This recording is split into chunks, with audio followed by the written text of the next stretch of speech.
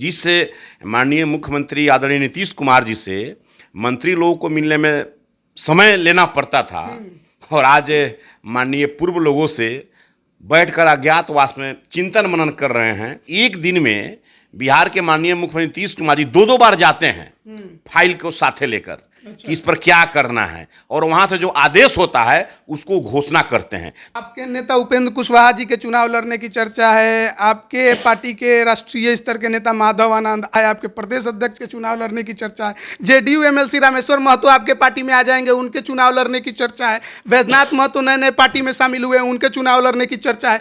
कितना लोग लड़ेगा, कहाँ से लड़ेगा? 2014 वाली सीट का होगा उसी तरह होगा क्या? तो हमारे नेता बोले कि भाई अब तो है ये है, उस तरह की बात आप लोग कयास लगा ही रहे हैं, तो इसमें दिक्कत क्या है? इसमें दिक्कत क्या है भाई? इसमें कहीं कोई दिक्कत नहीं है और निश्चिंत रहिए ना। लेकिन आपका एनडीए गठबंधन बिहार में बना है, मांझी जी भी आ गए, पारस जी तो पहले से थे, चिराग पासवान आ गए हैं, लेकिन चाचा भतीजे के लड़ाई आप लोग कैसे देखते हैं? पासवान आपस में लड़ जाएंगे तो फिर एनडीए मजबूत कैसे होगा? देखिए, आपस में घर परिवार को आगे बढ़ाना है तो अच्छा ढंग से कहीं भी सम्मानजनक कोई बातें हो तभी कोई भी संगठन या कोई भी पार्टी या कोई भी परिवार आगे बढ़ता है। आपको क्या लगता है हाजीपुर पे किसकी दावेदारी ज्यादा मजबूत दिखाई देती है, चिराग पासवान या चाचा की? मुकेश सहनी अब पूरा 80 जिला घूमने निकले हैं, बिहार में घूम रहे हैं, गंगा जल से संकल्प दिलवा रहे हैं, वोट नहीं कोई बेचेगा निषाद का बेटा। तो ऐसे में आपको लगता है कि मुकेश सहनी 24 में एक बड़ा डैमेज कर सकते हैं? निषाद समाज को जागरूक करने के लिए मुकेश सहनी जी चल रहे हैं, अच्छी है, मेरी शुभकामना है।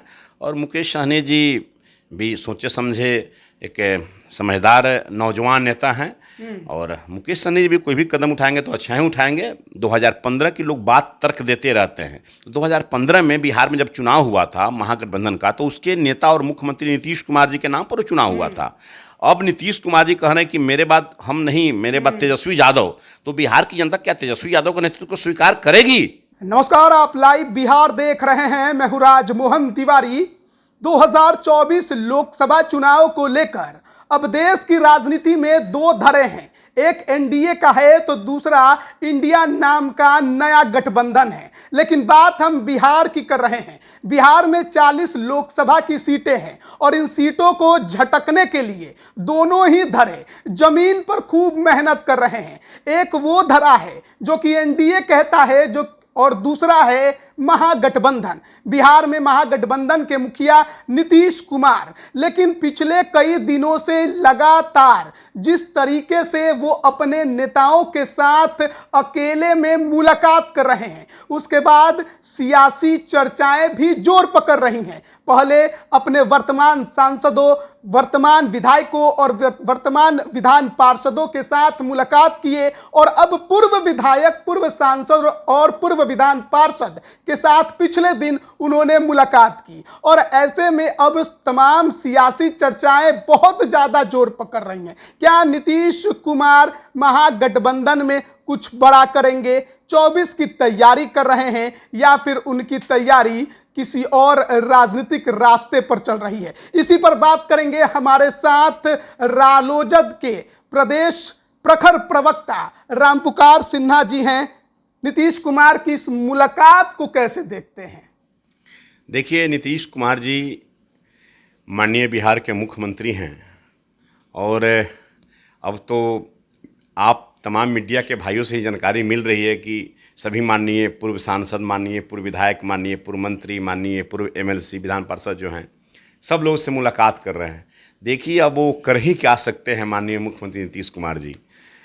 मुझे कहने में बड़ी मजबूरी महसूस हो रही है कि आज मुख्यमंत्री नीतीश कुमार जी क्या हो गए, नीतीश कुमार जी क्या थे और आज क्या हो गए। जिस माननीय मुख्यमंत्री आदरणीय नीतीश कुमार जी से मंत्री लोगों को मिलने में समय लेना पड़ता था और आज माननीय पूर्व लोगों से बैठकर अज्ञातवास में चिंतन मनन कर रहे हैं।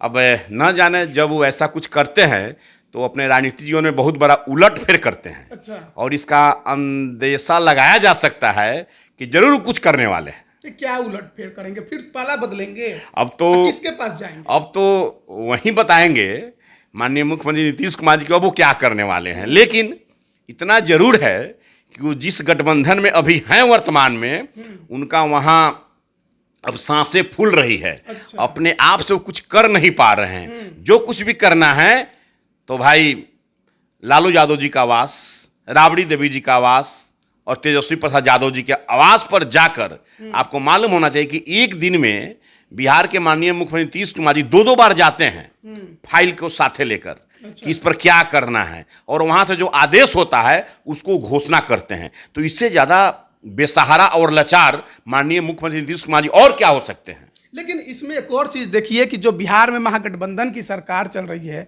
आरजेडी कोटे के मंत्री हैं शिक्षा विभाग के चंद्रशेखर, वो अपने मर्जी का कुछ कर नहीं पाते हैं। एक और ट्रांसफर और पोस्टिंग आरजेडी के राजस्व एवं भूमि सुधार विभाग के मंत्री हैं आलोक मेहता, वो करते हैं, उनके आदेश को कैंसिल कर देते हैं मुख्यमंत्री। तो ऐसे में क्यों ना माना जाए कि मुख्यमंत्री नीतीश कुमार का प्रभाव तो अभी भी सरकार पर है। तो आप लोग जो कहते हैं कि लालू यादव के दबाव में काम कर रहे, दबाव में काम करते तो ये आदेश रद्द कैसे? देखिए, दिखाने के दांत कुछ और होते हैं और खाने के दांत कुछ और होते हैं। आज मैं बतला देना चाहता हूं कि माननीय मुख्यमंत्री नीतीश कुमार जी, राजद कोटे के मंत्री आलोक मेहता जी, कुशवाहा समाज से आते हैं आलोक मेहता जी, और उनके द्वारा किए गए ट्रांसफर पोस्टिंग को रद्द कर देते हैं। मामला कहां से कहां है पूरा बिहार की जनता जानती है। इसलिए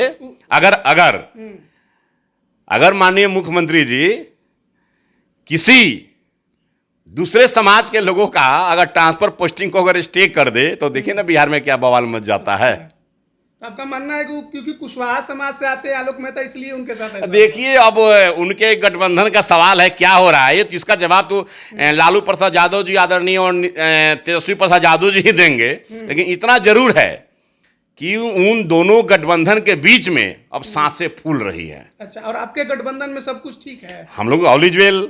हम लोग यहाँ क्या भाई, हम लोग तो अभी संघर्ष के दौर में हैं। हम लोग अपने गठबंधन को आगे बढ़ाने में लगे हैं और बिहार में एनडीए गठबंधन की 40 का 40 सीट को जिताने के प्रयास में पूरा लगे हुए हैं। लेकिन लोग तो कह रहा है कि उपेंद्र कुशवाहा जब से एनडीए में आए हैं उनको केवल झटका ही मिल रहा है।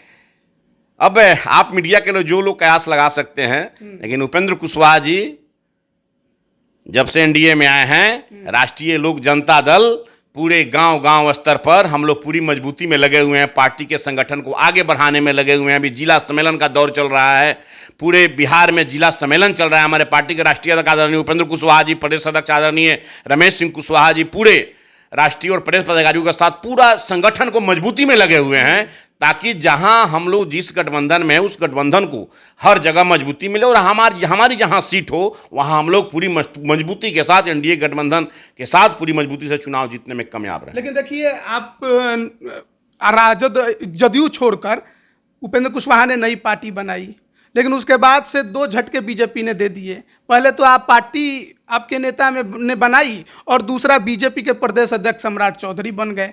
उससे बड़ी बात है कि एनडीए की बैठक चली, आपको एनडीए में शामिल कराया और उसके बाद नागमणि कुशवाहा से बीजेपी के केंद्रीय गृह मंत्री अमित शाह ने मुलाकात कर ली। 2 झटके तो आपको दे ही। देखिए, हम लोग इसको झटका क्यों मानते हैं भाई? भारतीय जनता पार्टी क्या यादव समाज के लोगों को प्रदेश अध्यक्ष नहीं बनाया था क्या? मैं आपसे पूछना चाहता हूं। भारतीय जनता पार्टी यादव समाज के लोगों को भी प्रदेश अध्यक्ष बनाया था। फिर यादव समाज को जो करना, जैसे जिस तक करना देखा, यादव कुशवाहा समाज के लोगों को भारतीय जनता पार्टी प्रदेश अध्यक्ष बनाया है, अच्छी बात है, इसमें कहीं कोई दो मत नहीं है, मेरी शुभकामना भी है। देखिए, राष्ट्रीय लोक जनता दल के सुप्रीमो है माननीय उपेंद्र कुशवाहा जी, और उपेंद्र कुशवाहा जी पार्टी को मजबूती के लिए दिन रात मेहनत कर रहे हैं। इसमें कद बड़ा और छोटा है क्या मतलब है? हमारी राष्ट्रीय लोक जनता दल है, पार्टी मेरी है, हम लोग एनडीए गठबंधन के घटक दल हैं। अब पहले इकलौते कुशवाहा समाज के चेहरा थे, अब 2 चेहरे हो गए। देखिए, 2 चेहरा हो, 4 चेहरा हो, 5 चेहरा हो, जितना माने लाठी एक साथ आता है, इकट्ठा होता है, वो बहुत मजबूती के साथ उस गांठ को कोई तोड़ नहीं सकता है। इसलिए एनडीए गठबंधन मजबूती के साथ है और आदरणीय उपेंद्र कुशवाहा जी के नेतृत्व में हम लोग पूरी पार्टी काम कर रहे हैं। राष्ट्रीय लोक जनता दल और राष्ट्रीय लोक जनता दल एनडीए गठबंधन का एक मजबूत घटक दल है। तो एनडीए घटक दल तो आप बन गए।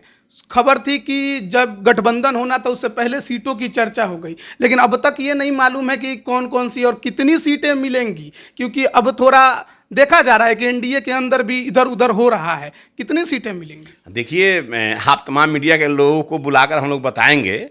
हमारे पार्टी के राष्ट्रीय अध्यक्ष आदरणीय उपेंद्र कुशवाहा जी और एनडीए गठबंधन के जो जो घटक दल हैं बिहार के सभी लोग बैठेंगे और सीट के लिए हम लोग को टेंशन नहीं है। आप मीडिया के लोग यूं ही कयास लगाते रहे, बहुत ऑल इज वेल, हम लोगों को कोई दिक्कत नहीं है। अच्छा। सब चीज़ पूरा सही सलामत है। आपके नेता उपेंद्र कुशवाहा जी के चुनाव लड़ने की चर्चा है, आपके पार्टी के राष्ट्रीय स्तर के नेता माधव आनंद आए, आपके प्रदेश अध्यक्ष के चुनाव लड़ने की चर्चा है, जेडीयू एमएलसी रामेश्वर महतो आपके पार्टी में आ जाएंगे, उनके चुनाव लड़ने की चर्चा है, वैद्यनाथ महतो नए नए पार्टी में शामिल हुए, उनके चुनाव लड़ने की चर्चा है। कितना लोग लड़ेगा, कहाँ कहाँ से लड़ेगा? आप यूं ही नाम का चर्चा करते रहिए। हमारे पार्टी के राष्ट्रीय अध्यक्ष आदरणीय उपेंद्र कुशवाहा जी, मिलेंगी तो बताइए। देखिए 2014 में 3 सीटें मिली थी एनडीए से, 2019 में महागठबंधन से 5 सीटें मिली थी, इस बार क्या होगा? देखिए सब चीज सही है, आप आश्वस्त रहिए। और एनडीए गठबंधन का जब बिहार के 40 लोकसभा सीट का घोषणा होगा तो आप लोगों को मालूम हो जाएगी कि राष्ट्रीय लोक जनता दल बिहार में कितनी मजबूती के साथ कहां कहां लड़ने जा रही है, सभी आप लोगों को जानकारी दे दी जाएगी। आपके पार्टी के राष्ट्रीय अध्यक्ष उपेंद्र कुशवाहा जी का एक साक्षात्कार में देख रहा था, उसमें वो कह रहे थे कि 3 सीटों के नीचे तो हम मानेंगे ही नहीं, यानी कि बीजेपी 3 सीटें भी अभी आपको नहीं दे रही है। देखिए ये कहाँ बोले थे कि हम मानेंगे नहीं, ऐसी बात नहीं है। मीडिया के लोग चर्चा कर रहे थे कि 2014 वाली सीट का होगा उसी तरह होगा क्या, तो हमारे नेता बोले कि भाई अब तो है ये है, उस तरह की बात आप लोग कयास लगा ही रहे हैं, तो इसमें दिक्कत क्या है? इसमें दिक्कत क्या है भाई? इसमें कहीं कोई दिक्कत नहीं है। और निश्चिंत रहिए ना, आप तमाम लोगों को सीट का पूरा जानकारी दे दी जाएगी। पहले बैठक होने दीजिए, बिहार के 400 लोकसभा सीट पर कहां कहां एनडीए में कौन पार्टी कहां लड़ेगी, सारा चीज होगा और आप लोगों को जानकारी जरूर दी जाएगी। वाली ही सीटें रिपीट होंगी या कुछ नया देखने को मिल सकता है? देखते देख चलिए ना, आगे आगे होता है क्या। बिल्कुल। लेकिन आपका एनडीए गठबंधन बिहार में बना है, मांझी जी भी आ गए, पारस जी तो पहले से थे, चिराग पासवान आ गए हैं, लेकिन चाचा भतीजे के लड़ाई आप लोग कैसे देखते हैं? पासवान आपस में लड़ जाएंगे तो फिर एनडीए मजबूत कैसे होगा? देखिए वो पारिवारिक बात है, चाचा और उनके भतीजा के बीच में, उस पर हम लोग कोई प्रतिक्रिया नहीं दे सकते हैं। वो पारिवारिक मामला है उनका, चिराग जी का और पारस जी का। लेकिन हमारे एनडीए गठबंधन के लोग बैठेंगे और हम हमारे पार्टी के जो शीर्षस्थ नेता है सब लोग बैठकर सारा समस्या का समाधान हो जाएगा। कि आपस में एक दूसरे पर कटाक्ष करने से एक गलत मैसेज जाता है। हाँ बिल्कुल, ऐसी अमर्यादित भाषा कहीं नहीं बोलनी चाहिए कि भाई तो हम भी सबको राय देंगे कि भाई आपस में घर परिवार को आगे बढ़ाना है तो अच्छा ढंग से कहीं भी सम्मानजनक कोई बातें हो, तभी कोई भी संगठन या कोई भी पार्टी या कोई भी परिवार आगे बढ़ता है। आपको क्या लगता है हाजीपुर पे किसकी दावेदारी ज्यादा मजबूत दिखाई देती है, चिराग पासवान या चाचा की? देखिए अब उन लोगों के पारिवारिक बात में मैं क्यों हस्तक्षेप करूं भाई, वो दोनों चाचा और भतीजा जी के बीच के मामले में उन लोगों का पारिवारिक मामला, उसमें हम क्यों बोलने जाए कि कौन किसकी दावेदारी होगी, इस पर हमारी तरफ से कोई प्रतिक्रिया नहीं हो सकती है। अच्छा, मुकेश सहनी अब पूरा 80 जिला घूमने निकले हैं, बिहार में घूम रहे हैं, गंगा जल से संकल्प दिलवा रहे हैं, वोट नहीं कोई बेचेगा निषाद का बेटा। तो ऐसे में आपको लगता है कि मुकेश सहनी 24 में एक बड़ा डैमेज कर सकते हैं? देखिए जागरूकता तो हर समाज में हर लोगों को होना चाहिए। जागरूकता या अवेयरनेस अगर नहीं होगा तो फिर उस समाज का विकास कैसे होगा। निषाद समाज को जागरूक करने के लिए मुकेश सहनी जी चल रहे हैं, अच्छी है, मेरी शुभकामना है।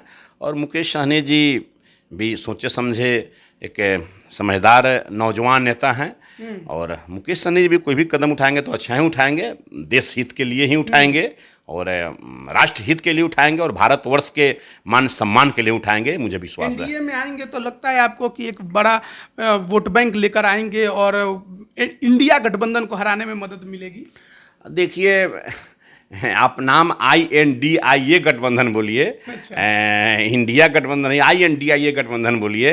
अब कोई अपने बेटा का नाम, हमारा नेता आदरणीय उपेंद्र कुशवाहा जी बोलते हैं हमेशा, कोई अपने बेटा का नाम कलेक्टर सिंह रख दे, बैरिस्टर सिंह रख दे, तो कलेक्टर IAS हो जाएगा और बैरिस्टर बन जाएगा। ऐसे नहीं होता है। अब तो हम इन लोगों को जवाब देना चाहते हैं जो ये लोग गठबंधन का नाम रखे हैं। अब ये लोग तो राज्य वाइज गठबंधन का नाम रख न दे, जिससे बिहार में लालू जी, नीतीश जी और कांग्रेस पार्टी की जो गठबंधन, बिहार गठबंधन रख दे, बंगाल में ममता बनर्जी जी और CPM वाले लोग रख दे वहाँ बंगाल गठबंधन, उत्तर प्रदेश में अखिलेश जी और कांग्रेस के लोग रख दे वहाँ उत्तर प्रदेश गठबंधन। ये अच्छा रहेगा ना, लोग राज्यवाइज का गठबंधन नाम रख दे, क्या दिक्कत है? ये लोग ऐसा ऐसा नाम देता है, इससे लोगों को मतलब दिग्भ्रमित करने का काम करेगा। हम नाम रख देंगे तो हमारा बहुत बड़ा होगा कि हम वाकई में भारतवासी हैं, हम इंडियन हैं।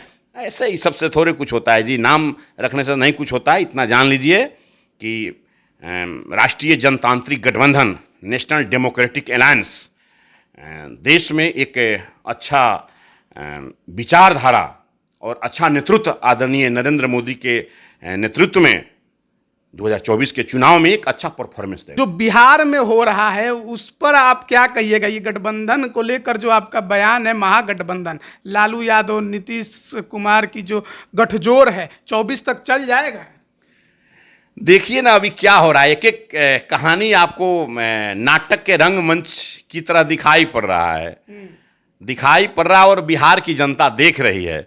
आदरणीय नीतीश कुमार जी भी अपने आप को सोचते होंगे कि हम कहाँ चले आए। चले थे, अब उनके ऊपर एक कहावत चरितार्थ हो रही है कि आए थे हरि भजन को ओटन लगे कपास। वो चले थे पूरे विपक्षी एकता को एकजुट करने, लेकिन उस पर कांग्रेस हावी हो गया। तो जब कांग्रेस हावी हो गया तो हमारे बिहार का आदरणीय मुख्यमंत्री नीतीश कुमार जी कहाँ जाएंगे, कैसे करेंगे, एक प्रश्न उठता है। आज उनको कोई तवज्जो नहीं बेंगलुरु की मीटिंग में हुआ, वहाँ से लौट आए राजगीर का बहाना लेकर, मलमास मेला के उद्घाटन के मामला को लेकर। लेकिन स्थिति क्या है पूरे बिहार की जनता जान रही है, और वहाँ जिस बिहार की जनता ने उनको उस परिवार के खिलाफ उनको मुख्यमंत्री बनाया और उसी परिवार में जाकर वो जा रहे हैं, तो बिहार की जनता को भी दर्द है कि भाई जिसके खिलाफ है मैंने उनको नेता बनाया और उसी को परिवार को सत्ता की चाबी सौंपने की जो कवायद शुरू की हैं, तो भाई इस पर तो उनको भी अंतरात्मा दर्द जरूर कचोटेगा ना कि भाई हम क्या कर रहे हैं। वोट बैंक बिहार में माना जाता है ना, जातीय समीकरण वाला खत्म हो गया है क्या? नीतीश कुमार का जो लगातार मुलाकात कर रहे हैं उसी का असर है कि आप लोग तो कुछ समाज को लेकर चले गए? देखिए बिल्कुल, अब आदरणीय नीतीश कुमार जी का जनता दल यू डूबती हुई नैया है, और डूबती हुई नैया पर कोई सवार होना नहीं चाहेगा। 2015 की लोग बात तर्क देते रहते हैं। 2015 में बिहार में जब चुनाव हुआ था महागठबंधन का, तो उसके नेता और मुख्यमंत्री नीतीश कुमार जी के नाम पर चुनाव हुआ था। अब नीतीश कुमार जी कह रहे हैं कि मेरे बाद हम नहीं, मेरे बाद तेजस्वी यादव। तो बिहार की जनता क्या तेजस्वी यादव के नेतृत्व को स्वीकार करेगी? मैं ये प्रश्न आपके लाइव बिहार के माध्यम से बिहार की जनता से पूछना चाहता हूं, क्या उनके नेतृत्व को लोग स्वीकार करेगा? जिस खौफनाक मंजर को लोगों ने देखा था, आज अभी आधा ट्रेलर शुरू हुआ है, आधा कहानी है मतलब इस सरकार में, उस पार्टी का। और बिहार में क्या से क्या हो रहा है, कटिहार में दिन दहाड़े गोलियों से आंदोलनकारियों को भूंजा जा रहा है, जिसमें एक अल्पसंख्यक समाज का और एक साव समाज के बच्चे की हत्या हो जाती है। आज दरभंगा में देखिए वहाँ क्या लॉ एंड ऑर्डर हो गया है, वहाँ सांप्रदायिक उन्माद हो रहा है। आप देखते चलिए ना क्या क्या हो रहा है। बिहार तो जल रहा है, और उसका 24 में और 25 में असर दिखेगा। दिखेगा, जरूर दिखेगा, बिल्कुल दिखेगा। चलिए बहुत बहुत धन्यवाद आपका हमसे जुड़ने के लिए। तो 2024 और 2025 बिहार में दो आगामी जो चुनाव हैं वो बेहद ही महत्वपूर्ण है। एक तो केंद्र की सरकार के लिए, तो दूसरा बिहार की सत्ता के लिए। काबिज कौन होगा वो तो वक्त बताएगा, लेकिन फिलहाल बिहार की राजनीति भी लगातार जोर पकड़ रही है। जब मुख्यमंत्री नीतीश कुमार अपने नेताओं के साथ लगातार मुलाकात करते हैं और सियासी चर्चाएं भी उठती हैं कि नीतीश कुमार क्या करने वाले हैं। लेकिन वहीं अब राष्ट्रीय लोक जनता दल जिस तरीके से एनडीए गठबंधन में शामिल हुई, पूरे जोर शोर के साथ मैदान में उतरने की तैयारी में है, और नीतीश कुमार और तेजस्वी के नेतृत्व वाले सरकार पर लगातार सवाल खड़े करते जा रही है, जो हालिया घटनाएं बिहार में लगातार देखने को मिल रही है। बने रहिए लाइव बिहार के साथ। आप सभी का बहुत बहुत धन्यवाद। लाइव बिहार यूट्यूब पर सब्सक्राइब और फेसबुक पर लाइक जरूर करें।